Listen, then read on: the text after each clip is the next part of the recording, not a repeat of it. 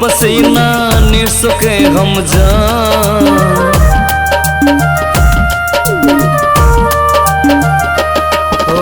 काल बाबा के खून पसीना निसुखे हम जान। काल बाबा के खून पसीना निसुखे हम जान।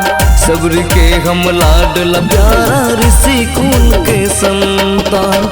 सब्र के हम लाडला प्यारा ऋषि कुल के संतान। काल बाबा के खून पसीना निसुखे हम जान। काल बाबा के खून पसीना निसुखे हम जान। सब्र के हम लाडला प्यारा ऋषि कुल के संतान। सब्र के हम लाडला प्यारा ऋषि कुल के संतान।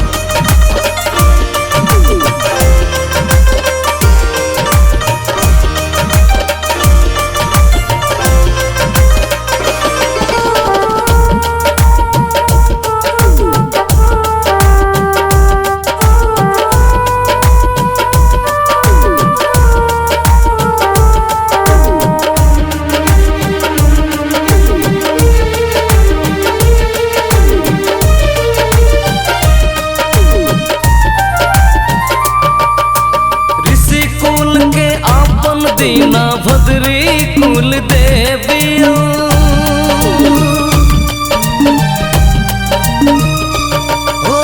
ऋषि कुल के आपन दीना भद्री कुल देवियों।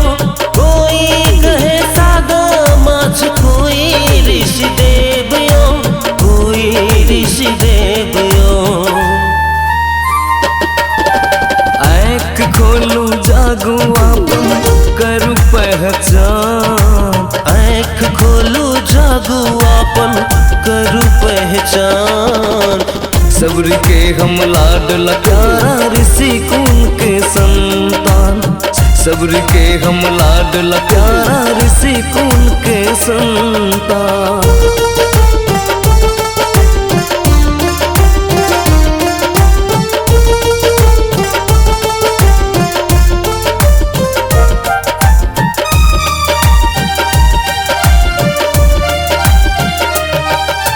द्वापर युग में सब्र के झूठा खैलक बर राम।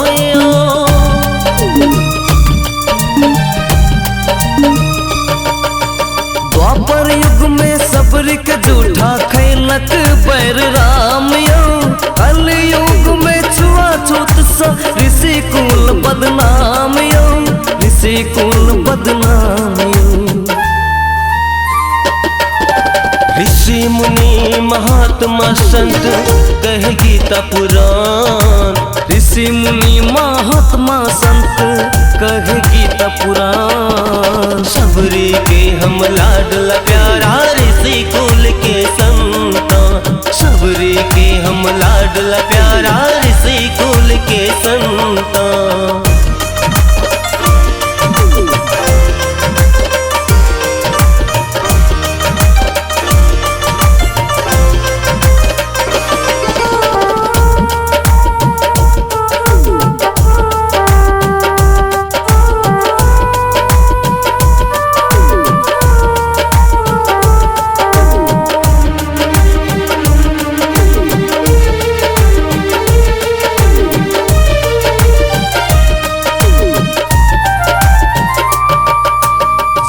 नगर के पावन धरती का है ये पुकार के।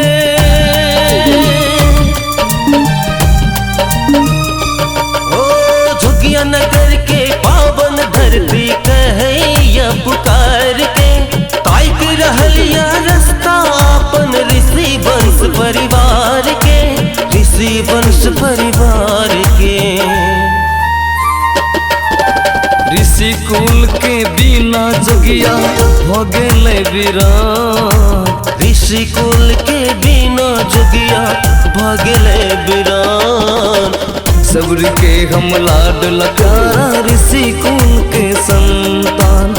सब्र के हम लाडला प्यारा ऋषि कुल के संतान।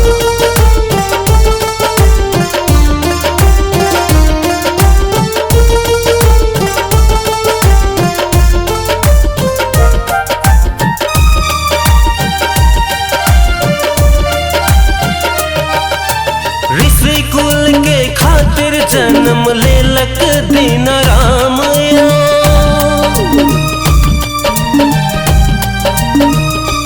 ओ ऋषि कुल के खातिर जन्म लेलक दीन राम यो। अमर बना का गेल दीना भद्री अपन नाम यो, भद्री अपन नाम यो। ऋषि कुल के खातिर मरल बाबा दीन राम। ऋषि कुल के खातिर मरल बाबा दीन राम। सबरी के हम लाडला प्यारा ऋषि कुल के संतान। सबरी के हम लाडला प्यारा ऋषि कुल के संतान। काल बाबा के खून पसीना निसो के हम जान। काल बाबा के खून पसीना निसो के हम जान। सबरी के हम लाडला प्यारा ऋषि कुल के संतान। सबरी के हम लाडला प्यारा ऋषि कुल के संतान।